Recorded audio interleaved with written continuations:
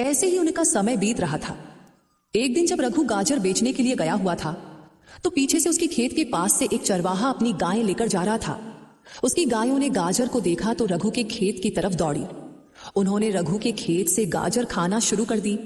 चलो बस करो, अब पता नहीं किसका खेत है, मालिक आ गया तो पूरे पैसे लेगा और मेरे पास इतने पैसे नहीं हैं। चलो भागो, अब घर जाकर खा लेना। चरवाहे ने गायों को रोकने की बहुत कोशिश की लेकिन वे नहीं रुकी। उन्होंने थोड़ी ही देर में सारा खेत साफ कर दिया। चरवाहा जल्दी से अपनी गायें लेकर वहां से निकल गया। किसी की भी नजर उस पर नहीं पड़ी। रघु की कमाई का एकमात्र जरिया यही गाजरों का खेत था। वह भी अब तबाह हो गया और रघु को इस बात की कानों कान खबर नहीं थी। उधर रघु बहुत खुश था, दिल ही दिल में सोच रहा था, अब गाजर अच्छी बिक रही है। मैं कुछ ही दिनों में पैसे जमा करके अपनी बेटी को एक लाल रंग का प्यारा सा सूट ले दूंगा। बहुत समय हो गया है, मैंने कभी उसे नया सूट नहीं दिया क्योंकि और भी खर्चे बहुत होते हैं, लेकिन इस बार मैं पक्का उसे सूट ले दूंगा। ऐसे ही ख्यालों में रघु अपने घर चला जाता है। अगले दिन सुबह रघु अपनी टोकरी लेकर गाजर तोड़ने खेत गया, लेकिन जैसे ही उसने खेत देखा, खेत देखकर उसका दिल बैठ गया। ये क्या हुआ? सारी गाजरें कहां गई? ये तो पूरा खेत खाली है। फिर उसने करीब जाकर देखा तो पता चला कि कोई सारी गाजरें खा चुका था।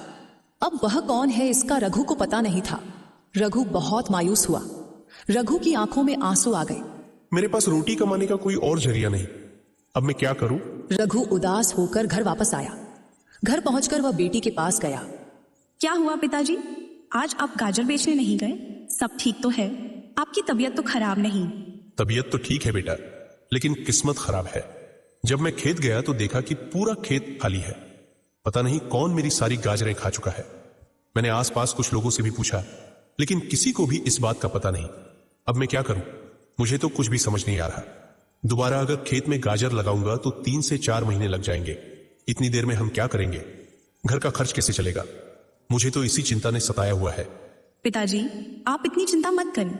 पहले ही मैं बीमार हूँ, इतनी चिंता करेंगे तो आपकी भी तबीयत खराब हो जाएगी। आप ऐसा करें कि जब तक नई गाजर नहीं उगती, आप किसी से काम का पता कर लें और गांव में ही कोई काम करें। हाँ बेटी, तुम सही कह रही हो। काका रामू मुझे पहले सेठ भूषण के पास काम करने को कहते थे, लेकिन कभी जरूरत ही नहीं पड़ी। अब मैं सीधे सेठ भूषण के पास ही जाता हूं और उनके पास काम करता हूं जब तक नई गाजर नहीं उगती।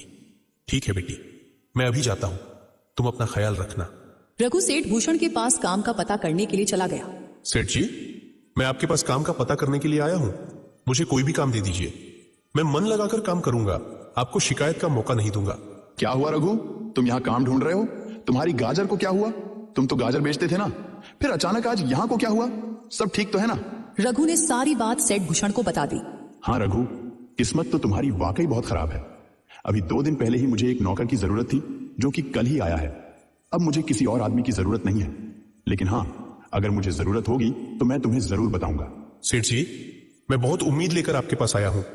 मुझे कोई भी छोटा सा काम दे दीजिए, दिहाड़ी भी बेझिझक कम दीजिएगा, मैं उफ तक नहीं करूंगा। अरे रघु, अभी काम नहीं है, बोला तो है तुम्हें, जाओ, जब काम होगा तो मैं तुम्हें बता दूंगा। रघु को सेठ भूषण ने कोई भी काम नहीं दिया। वह वापस घर की तरफ नहीं लौटता, बल्कि आगे पीछे गांव के कुछ लोगों से काम का पता करता रहा, लेकिन किसी के पास भी कोई काम नहीं मिला।